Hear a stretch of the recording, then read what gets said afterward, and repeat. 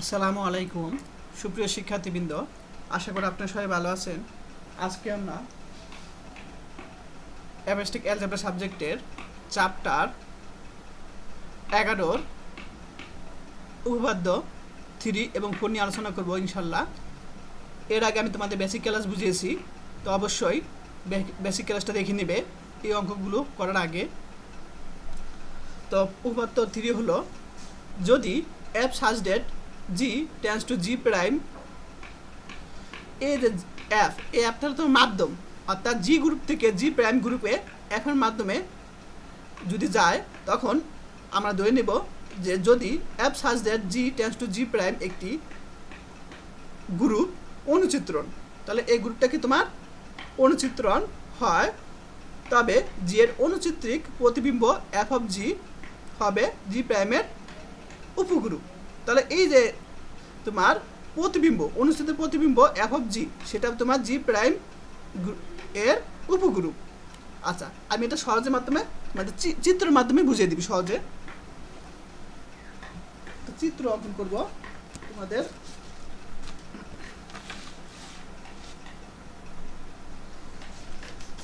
এখানে একটা চিত্র দেখো। তো এখানে আমরা সাপোজ ধরলাম এখানে একটা গ্রুপ, জাস্ট বোঝানোর জন্য, সেটা তোমার জি গ্রুপ, সেটা তোমার এফ চিত্রণের মাধ্যমে একটা চিত্রণ অথবা ম্যাপিং যেটা বলো না কেন, সেই চিত্রণের মাধ্যমে আমরা এখানে আরেকটা গ্রুপ হবে তোমার জি প্রাইম, ঠিক আছে। আচ্ছা, এখন আমরা বলছে, আমাদের কি বলছে এখানে, যে অনুচিত্রিক প্রতিবিম্ব। মনে রাখবা এই জিনিসটা তোমাকে কার্নেল অ্যাপ বলা হয়, এটাকে কার্নেল অ্যাপ। আচ্ছা, এই জিনিসটা তোমার যখন যে উপাদানগুলো যখন অ্যাপের মাধ্যমে এই পাশে যাবে, তখন কাল্পনিক হয়ে যাবে, অর্থাৎ ইমেজ কি হবে, অ্যাপ হয়ে যাবে, ঠিক আছে, ইমেজ অ্যাপ হয়ে যাবে। আচ্ছা, তাহলে এখানে যে উপাদানগুলো যখন এবার যাবে তখন কি হবে, ইমেজ অ্যাপ হয়ে যাবে। এটাকে আবার এভাবে লিখতে পারি যে এই জিটা অ্যাপের মাধ্যমে হয়ে যাবে, এখানে কি হয়ে যাবে তোমার অ্যাপ জি হয়ে যাবে, অর্থাৎ এই জি অ্যাপের মাধ্যমে হয়ে অ্যাপ অফ জি হবে এই ঘরে। বুঝতে পারছো? আচ্ছা, এখন বলছে অনুচিত্রণ প্রতিবিম্ব, প্রতিবিম্ব নাকি কাল্পনিক বোঝায়, আর এখানে ইমেজিনারি, এটাও কিন্তু তোমার কাল্পনিক একটা বিষয়, অর্থাৎ এই গড়ের এটা কিন্তু একটা তোমার পুরোটা মিলে কিন্তু জি প্রাইম, এই জি প্রাইমের মধ্যে কিন্তু এফ অফ জি, সেটা আমাদের উপগ্রুপ, আমাদের দেখাতে হবে জি প্রাইমের উপগ্রুপ এফ অফ জি, অর্থাৎ জি প্রাইমের উপগ্রুপটা এফ অফ জি, এটা আমাদের দেখাতে হবে। আচ্ছা, এখন সমাধান চলে যাই। এখন আমরা জানি যে ইমেজ এফ, এই যে একটাকে আলোচনা করলাম কাল্পনিক যে অংশটা, সে ইমেজ এফ ইকুয়াল টু আমরা এফ অফ জি লিখতে পারি, একই কথা, ইকুয়াল টু এইখানে আমি বলছিলাম। আচ্ছা, একটা বিষয়, এইখানে যে এক উপাদান হবে, মনে করো এখানে উপাদান তোমার হলো এ বি আছে, তাহলে এই জিনিসটা এফ এর মাধ্যমে কাল্পনিক অংশ হয়ে যাবে তোমার এ প্রাইম বি প্রাইম, অর্থাৎ এখানে যে অংশটা হবে তার প্রতিবিম্ব অংশে কাল্পনিক অংশ হয়ে যাবে তোমার প্রাইম হয়ে যাবে, ঠিক আছে।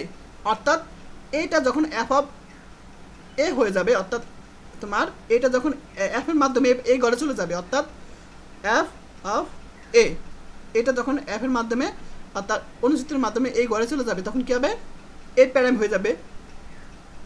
বুঝতে পারছো? আবার বিটা যখন এফ এর মাধ্যমে যাবে এই ঘরে, তখন কী হবে, বি প্রাইম। আচ্ছা, এগুলো একটু পরে আসতেছি। আচ্ছা,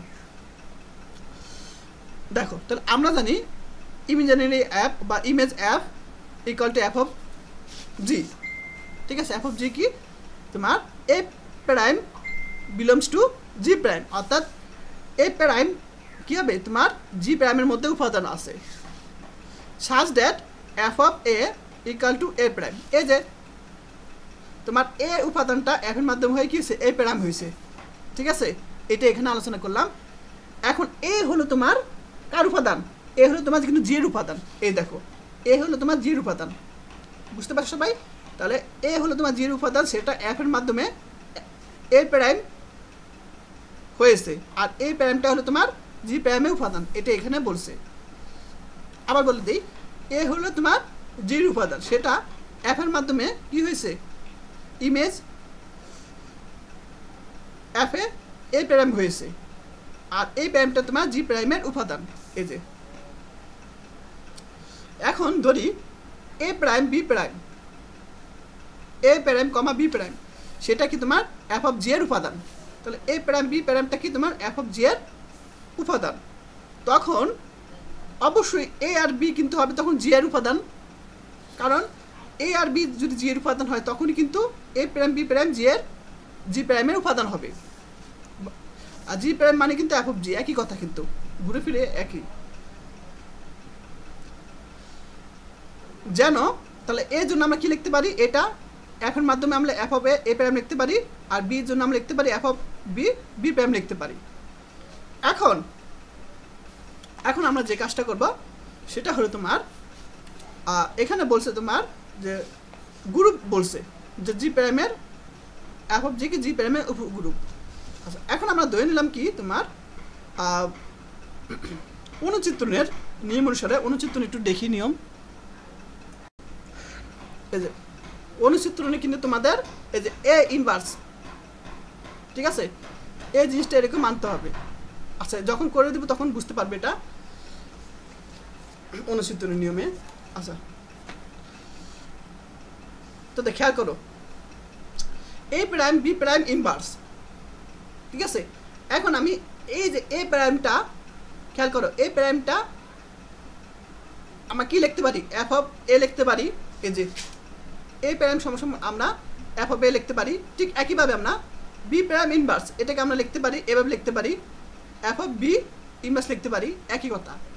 এখন এই জিনিসটা আমরা সূত্র অনুসারে এই যে সূত্রটা লিখতে পারি যে ইনভার্সটা থাকলে, খেয়াল করো, ইনভার্সটা থাকলে এখানে আমরা এই যে এর উপরে চলে যাবে আবার, ঠিক আছে, এই ইনভার্সটা এখানে চলে যাবে এর উপরে, বাইরের ইনভার্সটা।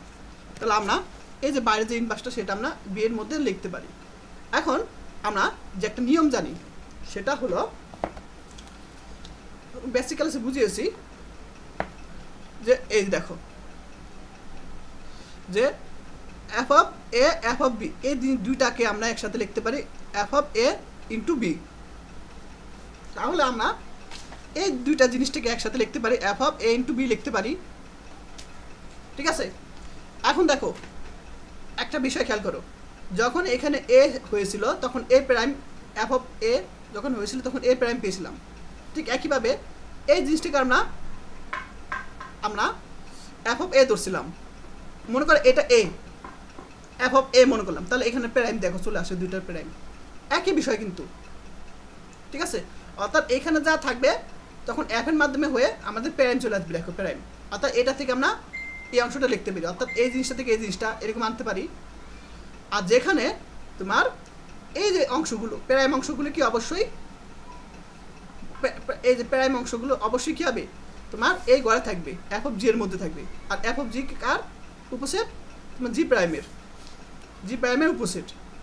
অতএব এফ অফ জি হচ্ছে জি প্রাইমের একটি উপগ্রুপ। সবাই বুঝতে পারছো আশা করি।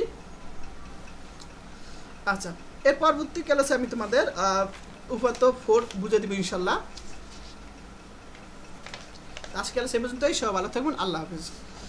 আর যারা এখন আমি ইউটিউব চ্যানেল সাবস্ক্রাইব করে নাই তারা অবশ্যই করে দিও।